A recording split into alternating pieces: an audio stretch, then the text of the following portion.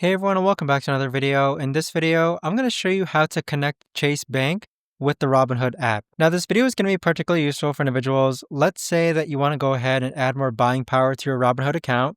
How do you actually go ahead about doing so? Now, this video is going to be short, sweet, and simple, guys. There's not going to be a lot of steps involved.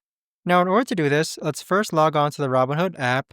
Then on the bottom right-hand corner, click on the icon that looks like a profile person. Now, once you're on this page here, on the upper left-hand corner, click on the hamburger icon with the 3 lines. Next, you're going to click on Transfers, which is located underneath Crypto, so click on Transfers. Now on this page here towards the bottom, where it says Linked Accounts, go ahead and click on Add Account. Next, click on Bank Account, where you need to choose your account type. And then it's going to start loading Plaid. So Plaid is a software that connects your softwares or banking institutions in seconds.